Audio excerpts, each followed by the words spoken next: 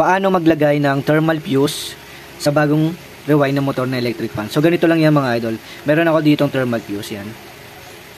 Tapos meron ako ditong shrinkable tube na ginupit. Gagawin natin dito mga idol. Ito. Lalagyan natin dito sa may ulo. Yan.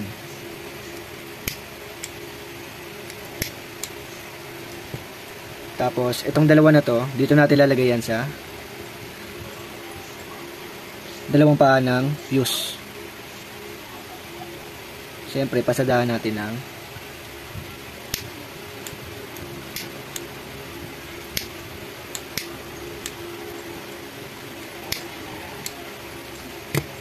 tapos itong kulay green, dito natin siya ilalagay. Ito yung common niya, yung kulay green. So kapag bagong rewind yung motor, ang speed number 1 dyan, ito, white. Speed number 2, black. Speed number 3, red. Tapos ito yung dalawang linya ng capacitor. Line capacitor at capacitor. Yung line capacitor naka-connecta yan dito sa may common line dito.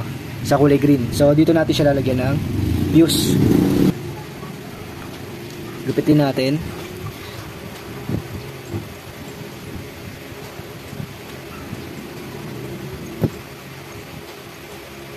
Tapos ito lagyan natin ng ng hinang. So meron ako ditong soldering iron na pinainit na.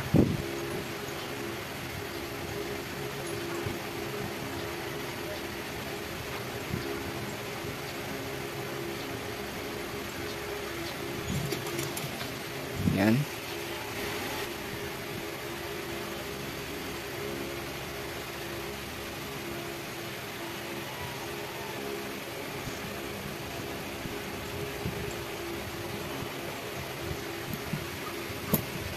Ipitin natin yung sobra.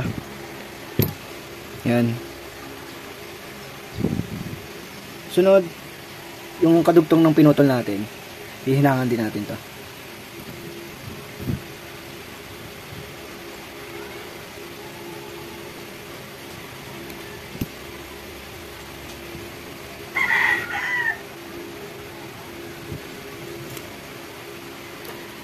Ang sakit! Tapos dito.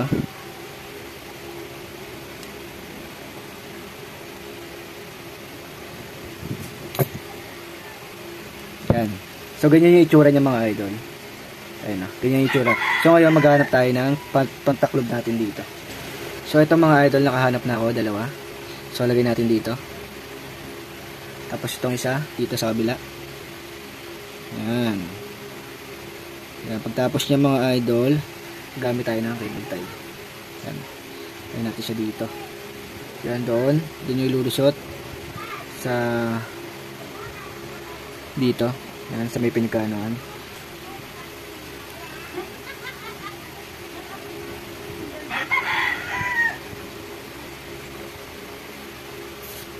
Double check.